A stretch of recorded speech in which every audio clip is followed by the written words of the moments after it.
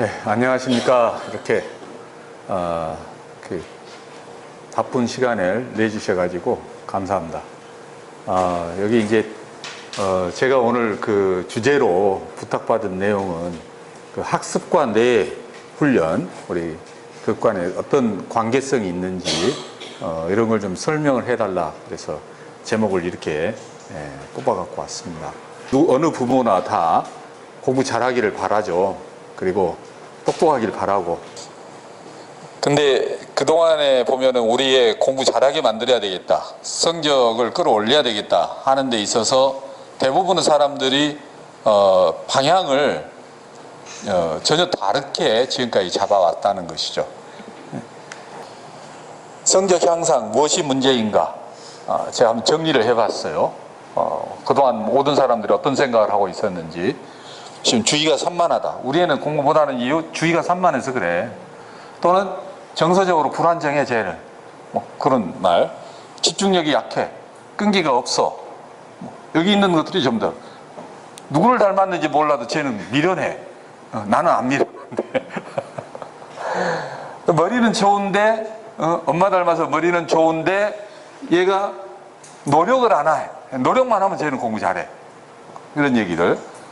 요즘 걔가 스마트폰에 빠져버렸어. 이런 얘기들. 예. 게임만 한다. 학교를 재미없어서 가기 싫어한다. 학교가 재미없다는 거죠. 예. 또 어떤 이제 장애가 있다든가, 공부하기를 싫어한다. 이런 굉장히 많은 이유들이 있어요. 근데 정작 핵심인 뇌에 대해서는 그 누구도 생각을 안 합니다. 예. 이게 모두 다 이렇게 되어진 증상은 그 이유가 뇌에 있거든요. 뇌에. 예. 근데 이걸 그러면 하나하나 전부 다 고치려고 친다면은 방법이 너무나 많아요. 그래서 어떤 일이 벌어지냐면은 돌아다녀요. 해결책을 찾기 위해서. 수많은 시행착오를 겪으면서 굉장히 많은 돈을 잃게 되는 거죠. 그러면서도 전혀 효과를 못 봐요. 그래서 왜 뇌에 대해서 생각을 하지 않을까? 저는 그게 굉장히 좀 의아했습니다. 그래서 찾는 것은 뭐냐면은 좋은 선생님을 못 만났다. 좋은 학원을 못 다녔다. 그러면서 학원을 맨날 돌아다녀요. 이 학원에 다녔다가 저 학원에 다녔다가 돌아다닙니다. 상당히 많은 경제적 손실을 갖고 오게 되는 거죠. 또 10대의 시간을 그냥 보내게 됩니다. 이 성적을 올려야 되겠다 했을 때에 거의 가장 좋은 시기라고 한다면은 12살이거든요. 12살 이전에 그 문제점을 해결을 해야지 됩니다. 딱 초등학교 졸업할 때잖아요. 중학교 입학하는 이 경계 나이 때인데 그 전에 문제를 해결하면은 중학교 들어가서 굉장히 좋은 성적을 낼 수가 있어요. 예. 근데 그렇지 못하면은 굉장히 어려워지죠. 그래서 이제 나중에는 이제 이렇게 되죠. 포기하자. 공부가 인생의 전부가 아니야. 이제 타협하는 겁니다. 자기 자신이. 학교 우등생이 절대 사회 우등생 될 수 없어. 사실은 학교 우등생이 사회 우등생이거든요. 우리 사회 자체가. 학력이 지배하고 있는 사회고. 그걸 절대 무시할 수가 없습니다.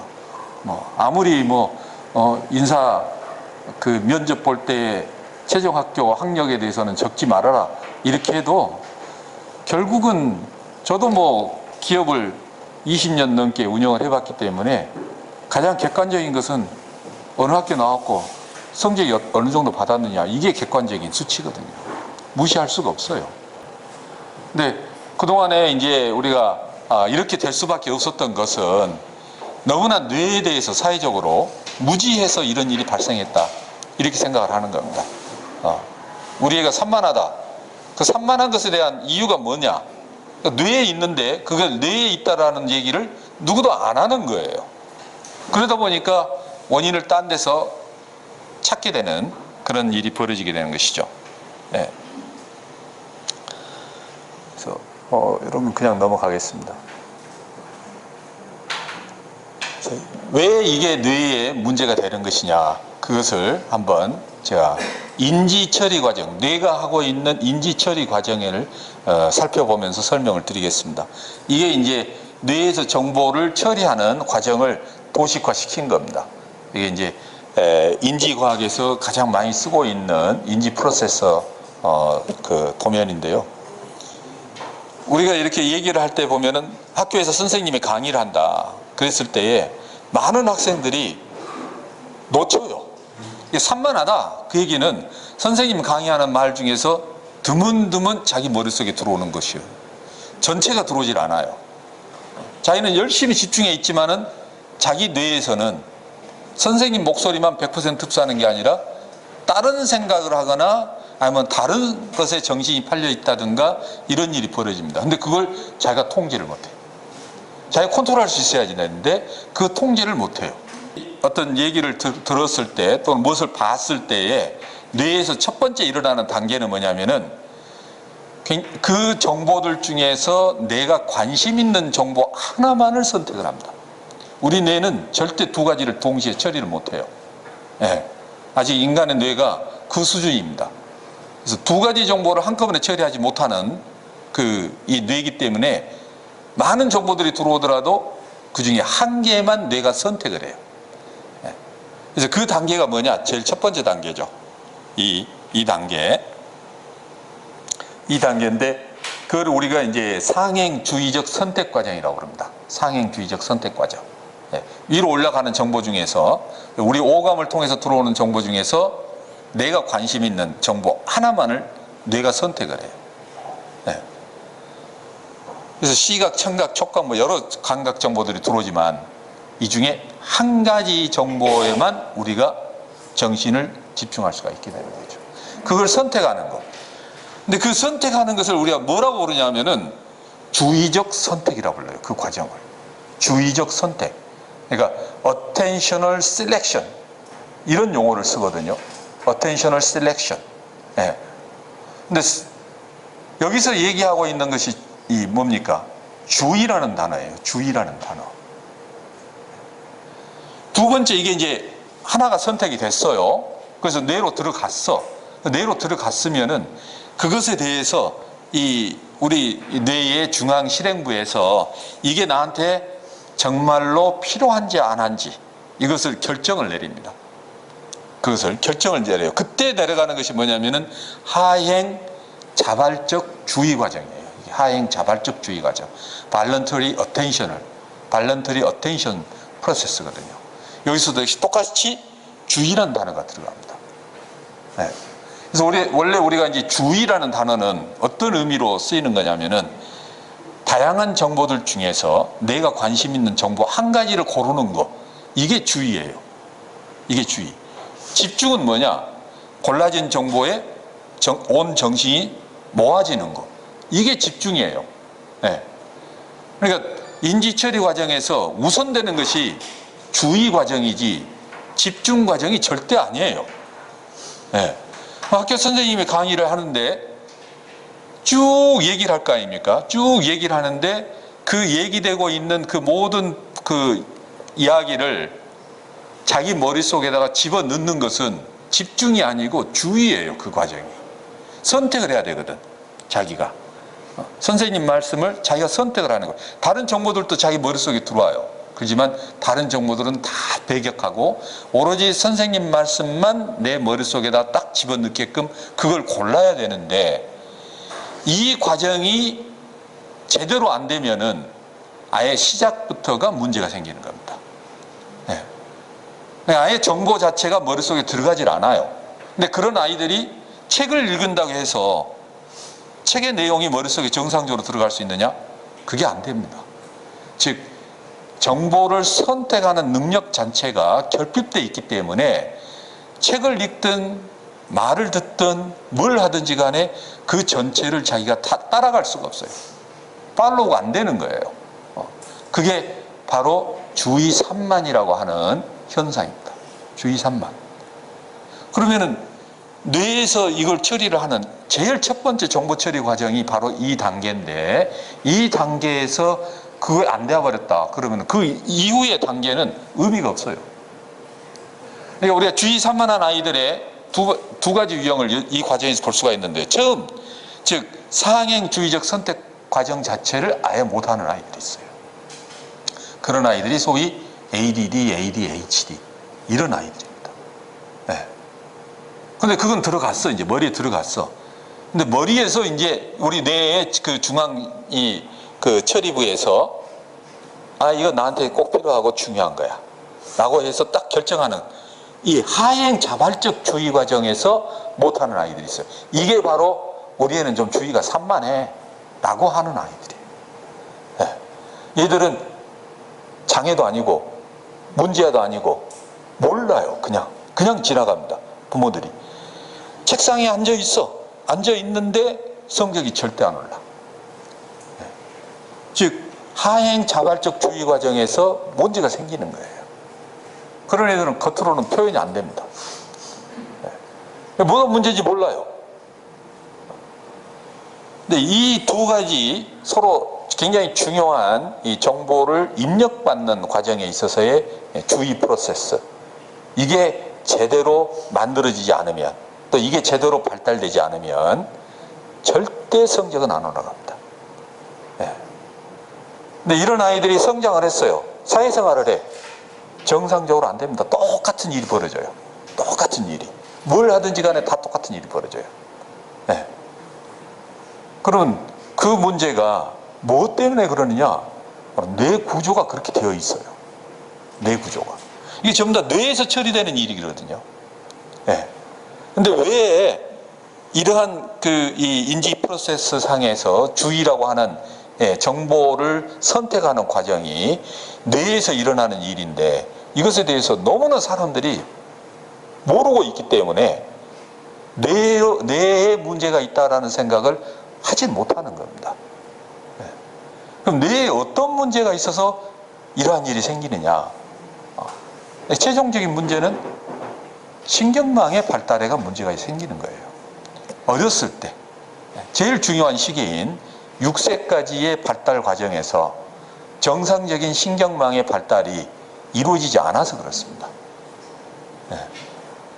그게 정상적으로 이루어지지 않으면 그 이후의 학습 과정에서 이런 형태로 나타나게 됩니다. 그래서 그렇게 해서 이제 이 정보는 나한테 필요한 거야 라고 해서 딱 받아들이는 순간 뇌의 내부 처리 프로세스에서 자기 기억 정보랑 이걸 비교를 해요. 기억 정보랑 비교를 해서 이게 옛날에 있던 것이다 그러면은 그 기억이 공고화 됩니다. 강화된다는 얘기죠. 이게 새로운 거야 그러면은 새로운 회로 속에다가 이 정보를 저장을 시켜요. 네. 그렇게 해서 자기 머릿속에 일단 임시적으로 그 정보가 들어가게 되죠. 그리고는 거기에 맞춰서 내가 어떠한 행동을 해야 되겠다라는 계획을 세우고 실제 행동으로서 자기가 동작 표현을 하게 되는 것이죠. 이 프로세스가 우리가 모든 과정에서 항상 발생이 되는 거예요. 발생이 됩니다. 네.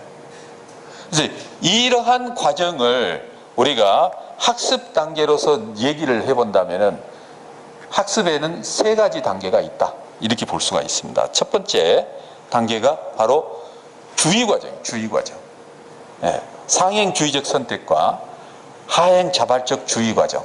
이 두 가지를 통해 갖고 우리가 우리한테 필요한 정보를 우리가 선택적으로 받아들인 다음 그걸 기억 과정으로 집어넣는 그 다음 프로세스로 넘어가게 됩니다. 그래서 제일 첫 번째 과정, 정보 입력 과정. 여기에 필수적으로 들어가는 뇌의 기능은 바로 선택하는 주의 능력이에요. 이제 이게 발달이 되어야지 그 다음 모든 문제가 다 해결이 돼요. 네. 사진을 봐보십시다. 이제 fMRI 사진이에요. fMRI 사진. 우리가 주의를 기울일 때하고 주의를 기울이지 않았을 때하고 뇌에서 활동하는 영역 범위가 어떻게 달라지느냐. 이걸 이제 찍은 겁니다.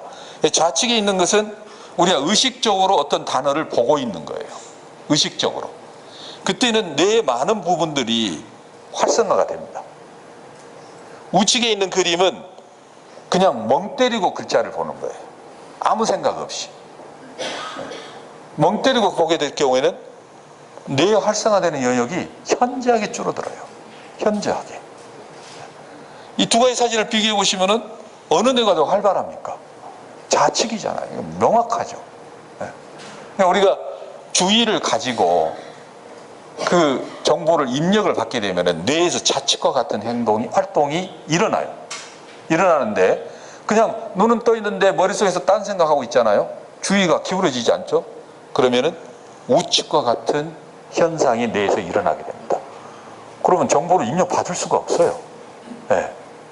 그래서 딱 그림만 봐도 우리가 어느 쪽이 더 확실하게 뇌가 활동하고 있느냐 하는 것을 분명하게 알 수가 있죠. 두 번째 단계는 뭐냐? 그러면은 내가 이제 머릿속에 들어왔잖아요. 기억대, 우리 저장되어 있는 정보와 비교하는 과정입니다. 비교하는 과정인데 이게 있어. 그럼 한 번 더 들어왔잖아요. 그 기억이 강화돼요. 기억이 강화됩니다. 그래서 이게 또 한 번 들어오잖아요. 그럼 더 강화돼. 더 강화돼요.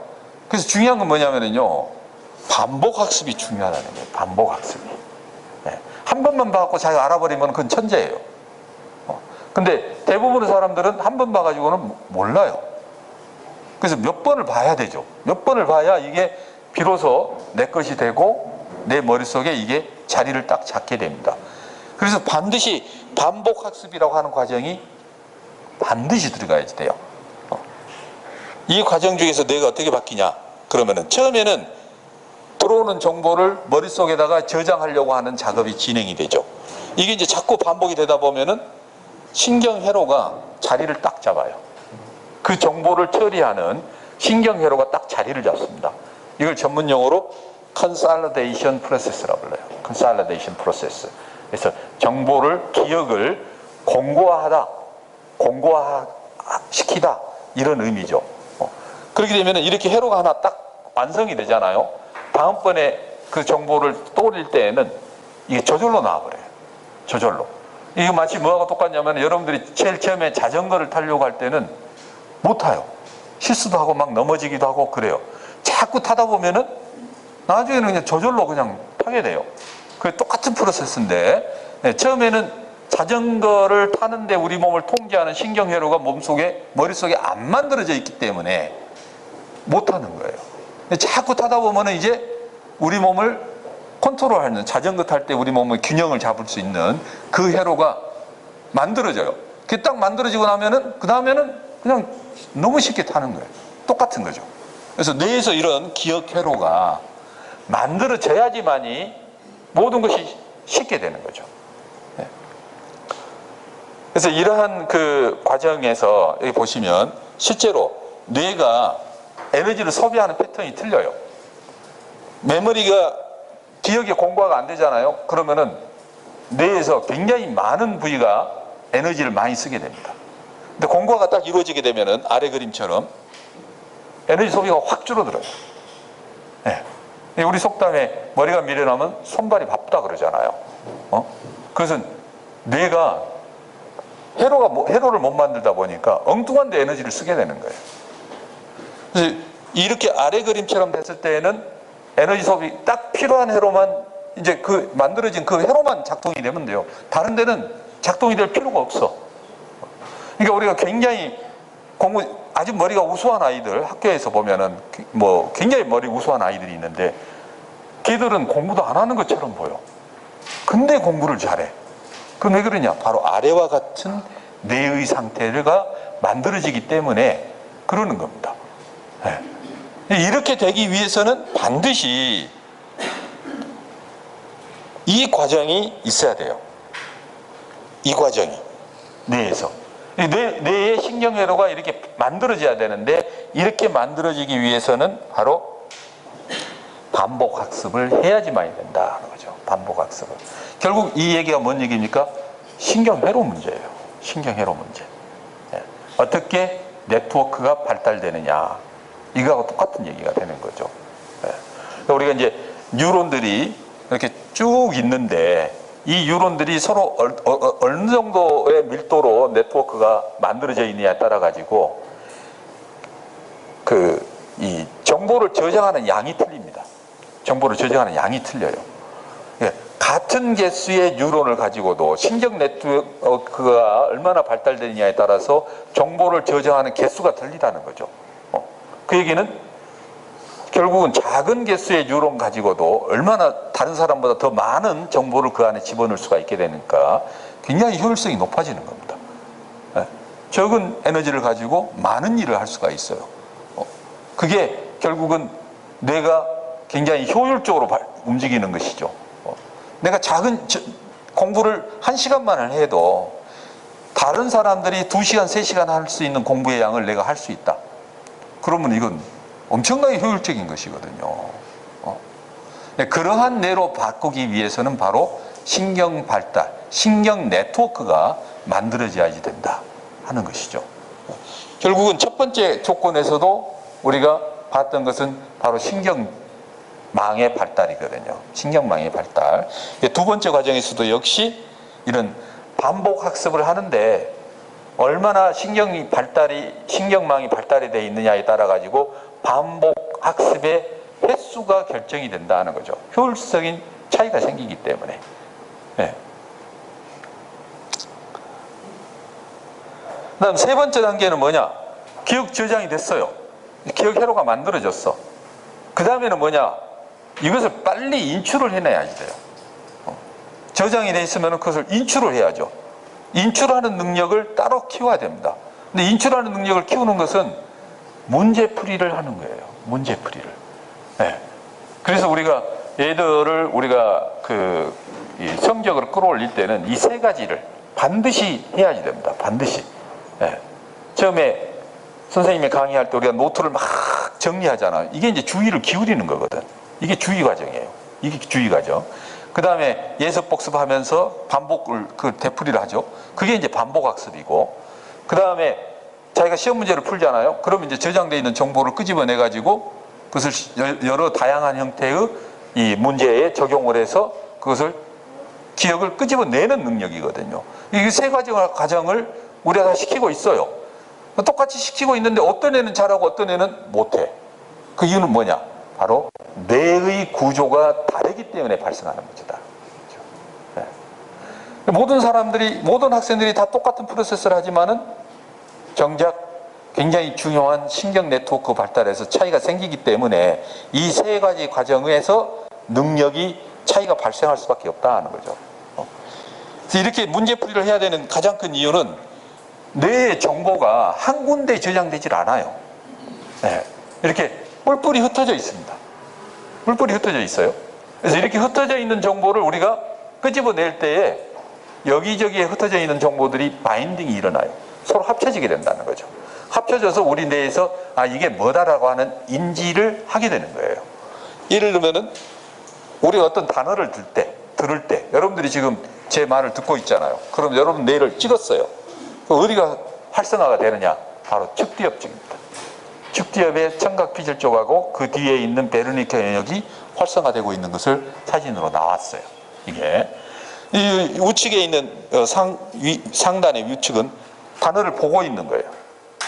여러분들이 단어를 보고 있을 때에는 시각피질 영역, 우리 후두엽입니다. 후두엽. 시각피질 영역이 활성화돼요. 밑에 이제 좌측 그림은 말을 할 때예요. 말을 할 때는 운동피질 영역인데 특히 우리 입과 연결, 입이나 혀, 입술 이쪽과 관련되어 있는 운동피질 영역이 활성화된 겁니다. 네. 그다음에 여기는 이제 thinking about words잖아요. 내가 어떤 문장을 만들기 위해서 생각을 하고 있는 거거든요. 생각. 그때는 이제 브로카 영역이 활성화됩니다. 여기 앞쪽에가 있습니다. 여기 앞쪽에. 네. 그래서 각각의 우리가 의식적으로 어떤 의식 활동을 하고 있느냐에 따라서 뇌의 해당 영역들이 따로따로 정해져 있다는 것이죠. 네. 그래서 우리가 이 모든 것들을 따로따로 발달을 시켜야 되느냐? 아니라는 거죠. 네. 이걸 우리 뇌 전체적으로 그럼 신경망을 만들려면은 뇌의 모든 기능들이 다 흩어져 있기 때문에 굉장히 많은 일을 해야 돼요. 그러니까 뇌를 전체적으로 발달을 시키려면은 그건 불가능한 것이에요. 네. 뭔가 효율적인 방법이 분명히 있을 것이다 라는 겁니다. 그래서 우리가 학습 능력이 결정짓는 것은 결국은 어떻게 우리가 신경망을 빨리 발달을 시켜서 이 세 가지의 프로세스가 굉장히 효율적으로 이루어질 수 있도록 만들 것이냐, 이 문제예요.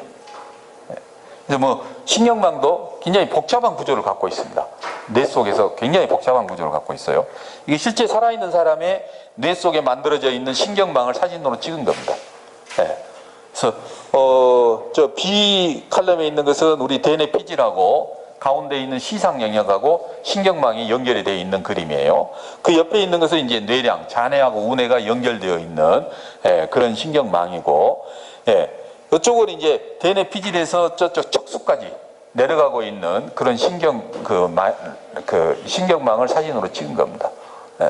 이런 이 신경망이 실제로 뇌 속에서 아주 복잡하게 얽혀 있는데, 이러한 것이 뉴런 하나하나가 서로 어떻게 연결이 되어 있는가를 찾고 있는 프로젝트가 전 세계적으로 가장 큰 프로젝트가 지금 진행이 되고 있어요. 그걸 우리가 무슨 프로젝트라고 부르냐? 커넥톰 프로젝트라고 합니다. 커넥톰 프로젝트. 옛날에 게놈 프로젝트 있었잖아요. 20세기 말에.